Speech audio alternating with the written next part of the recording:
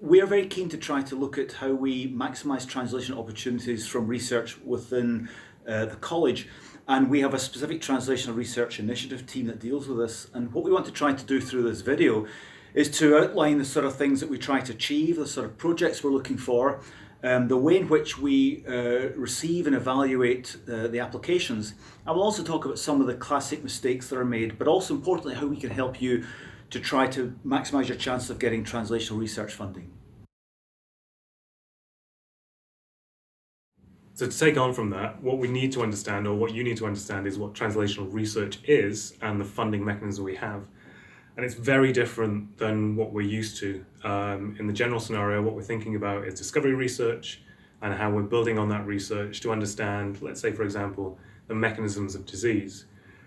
But that's not what we're trying to do here. What we're trying to do is take ideas and not be dictated to by the pressures of publishing those. That's not the aim for it. What we want to do is take that idea and then drive it to the next level in terms of the translational pipeline. And that's a very different scenario than what you would do if you were trying to actually understand your particular biology. You have to take a step back and think about what do you need to deliver for the translational piece, not for understanding the process that you're looking into. So you've got to try and think in a different way than you normally would. It's not about the mechanism that underpins all this. It's about how you go from A to B and actually deliver on something that, for instance, if we were trying to think about a small molecule that you've discovered and you wanted to see how that could actually be eventually clinically applied, you don't necessarily need to understand how that works. What you want to do is get it to a point where a company will take that on and go to the next stage, or you take it on and do a DPFS application. That requires a very different type of mindset, and that's where the conversations with the team can really help you develop your program. It's not a skill set that we tend to think about.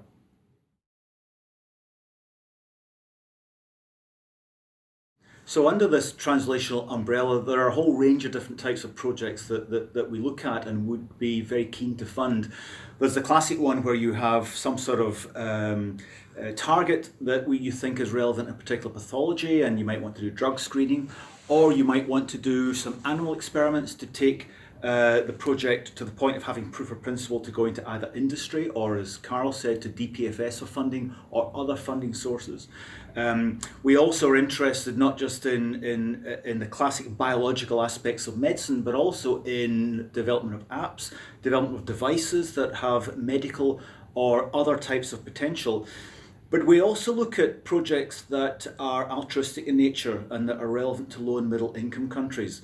So essentially, as Carl said, we will not fund basic research. That's not the point. This is not a pump priming set of grants for basic research. What we will do is we'll look at anything within the translational portfolio, from medicinal chemistry, from trying to understand more about basic processes using mouse models, or even using structural chemistry to help you get towards something that you can start to target therapeutically in collaboration with a company, or as they're developing apps and software and hardware. What we also sometimes fund is market research. If you have an idea that requires market research to give it some validity before you go for other funding or to commercial partners, then that's definitely something that we also look at as well. So essentially, it's a broad portfolio of the sort of things that we look at. And as we'll discuss later in the video, the crucial thing is come and talk to us and let us advise you on whether what you're proposing sits within our translational remit. And if it doesn't, how can we help you to get it closer to that?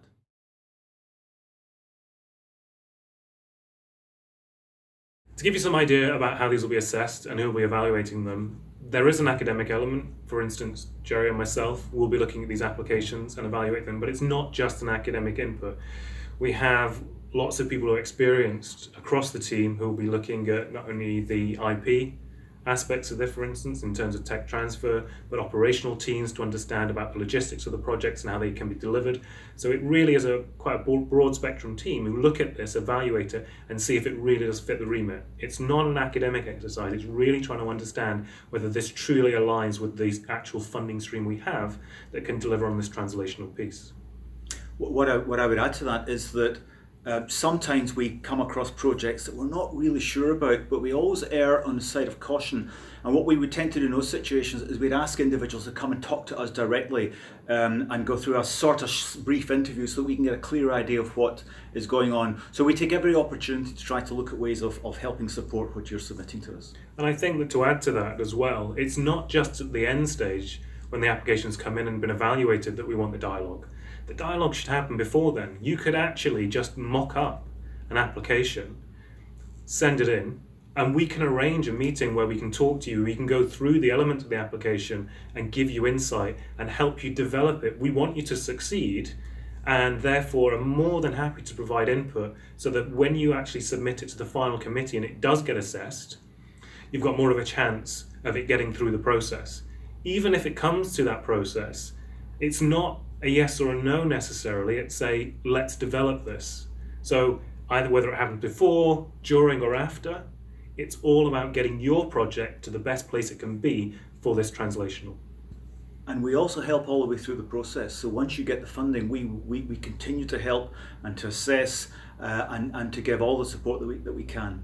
The important thing for each of your projects is that it can have a very different destination and still provide substantial impact. And when I talk about impact, what we're thinking about with these projects is it has to deliver for you for the translational piece, but it also has to deliver for the university. The university has to be able to show that we are delivering something through you that can really emphasize how the university is driving this type of research forward. Now that is so broad that we can't give you all the examples. DPFS would be one of them, but other examples would be an impact case, or a type of knowledge exchange, or that you've created a network of individuals that can lead to the development of that project. So you're bringing in industry partners. Having those up front is good because it can help the application, but you don't necessarily need them to be successful. But you can see how there are a number of different ways that you can truly show that your project has been successful and led to the next level. And then you want to show and articulate that you can build on that to get to the eventual end game, which is the best success you can have with that project as you see it in terms of your vision.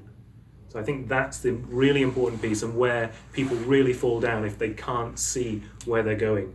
Just to discover new mechanisms is not enough. You've really got to think about long term. And it doesn't have to be the right answer. You could end up somewhere else, but you at least have to have that initial vision of where you're going to go. And just to expand slightly on this, we don't expect you to have something that's patentable, No. or that you have ownership of. What we do expect is that, and this is a slightly crass thing to say, there's something in it for Glasgow, there has to be. And whether that be impact in the broadest sense, as Carol says, whether it be a patent position or the possibility of a spin-out company, we need that also articulated in the vision. And again, in our TRI team, we've got all expertise to advise you on all these things. It's not just Carol and I waffling on about academic things. We can advise you on spin-out companies, patent applications, what the likely impact potential of what you're doing is. So the take-home message, it's got to be something in it for Glasgow. If there's not, we won't fund it. Yeah, and just to pick up on the expertise that was in the team, if there is certain expertise that we don't have, there is also the potential to bring in outside advisors. And we have brought consultants in before. And again, it's about giving you as much exposure as possible to the people that can help you deliver your project. So don't be afraid to ask if you think you need a particular thing that's going to help you deliver. I mean, we'll try and think of that as well when the applications come in. But it's a two-way dialogue. You can provide as much into this and suggest things, and we'll give you ways that we think that you can actually deliver that for you. I mean, it's also a useful point to remind you of the Opportunity Audit that we've run. We're about halfway through the college just now, and the Opportunity Audit involves getting the sort of consultants that Carl mentioned. We've got some outstanding consultants that we use, and some of you will have been through this. They come and they visit and they listen to what your research program is, and they advise on it in terms of whether there's something that's translatable or that can be developed to give some sort of industrial or commercial output. Sometimes what they say is, there's nothing here that your basic science is great, don't waste your time, but sometimes they'll pick up on something. So we have some people who apply to us who have been through that process, and that's almost pre-filtered, if you like, because we know there's something there. So we'll eventually go around the whole college with that. But another important point to make is that if you've not been through this, or if you have been through it, and they've not seen anything, it doesn't preclude you from applying.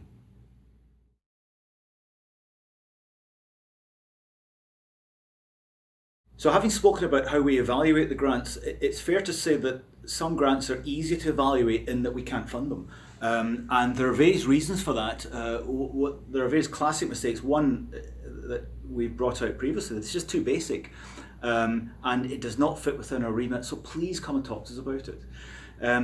Second reason that it might fail is you've not properly articulated the vision. So you need to really let us know what you've got, why you think it's important, and really crucially, where's it going to go? So we don't like applications that say, I've got this as a target, let's go and look at it. Why is it important? What's your next step? Is it DPFS funding? That's a wee bit lazy, frankly. Where do you think it's going to go in 5 years' time? What's your roadmap for making this a reality? Poorly costed applications are things that we would send back as well. It wouldn't be a definite no, we'd certainly send it back. And as we said before, the key thing is come and talk to us and make sure that we get it absolutely right. Other reasons for... Well, I just want to touch back on Gerry's point about where it's going, and he gave the example of the DPFS. To put in in the box that you're filling out, this will lead to a DPFS, is not appropriate. We all say that. It's very easy to write that in the box. And actually, for some projects, that's not the appropriate place to go either. Gerry was right in the sense that this is not basic research, but it's also not discovery of that particular compound. So one of the problems that some people come across is they'll put forward an idea that actually is translational research, but they've not done the work beforehand. What they're proposing in their project is actually to get to the stage that we need them to already be at. So you can't come at us with a project that says, I've got this incredible idea, I have an assay, I'm now going to go and try and find the target, or I'm going to find the compound because I'm going to do a high throughput screen because I've got the assay. That's discovery. That isn't translation. So it's about trying to understand where the distinction is between defining the entity you need to develop and actually having it that we're going to subsequently develop. Another reason why projects fail, and we completely understand why people do this, is that it looks pretty obvious that what the PI is trying to do is to get extra money for a postdoc or PhD student coming to the end of his or her contract. That's fairly transparent, and we will not fund that. And that's part of the reason that, as Carol will talk about in the next section, we're moving to enterprise fellows to do this. So this is not an opportunity to keep staff on. It's a completely different sort of funding. So please try not to use it for that purpose.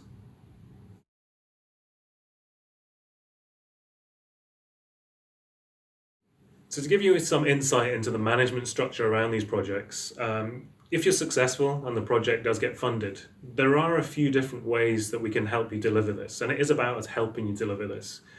We are putting in place enterprise associates who will actually have a broad skill set in the lab, and that's partly so that we have oversight on your projects to help you deliver the milestones that need to be achieved to show that this is progressing. And this is part of sort of the remit with the MRC, to be best to see the welcome. We have to show that we're delivering sort of the right projects along the right timelines.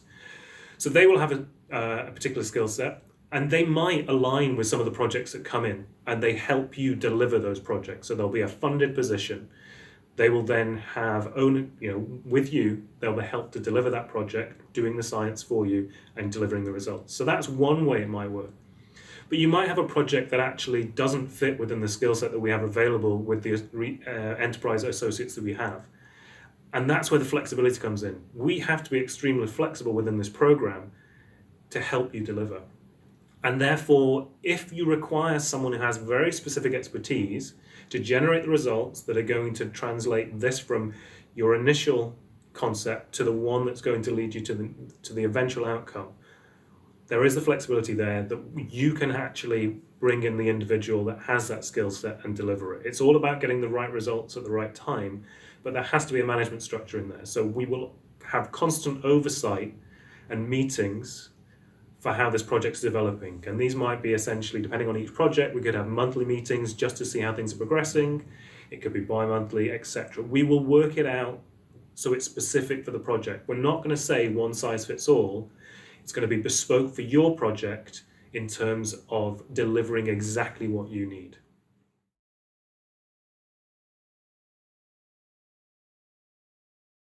So we hope that was of some value to you. There's 2 or 3 key things to point out. It's not basic science. We will not fund basic discovery science. It's not pump priming for basic discovery. It's something quite different that we hope we've articulated in this video. Second crucial point is we are here to help. Please engage with us. As Carol pointed out earlier, we've got a broad range of expertise in the management group. We can help with all aspects of it. So please engage with us all the way through the process. It doesn't guarantee success, but it'll certainly enhance the chances of success. And a final point that's worth mentioning is that in links that you'll find below this video and on our Translational Research Initiative website, you'll find links to projects that we have funded to give you the sort of idea, the things that we fund and the breadth of things that we fund. And if any of them are of particular interest, you could perhaps contact the PI to get some information, or indeed contact us. So as I say, we hope that was useful. We're here to help, and good luck with your applications.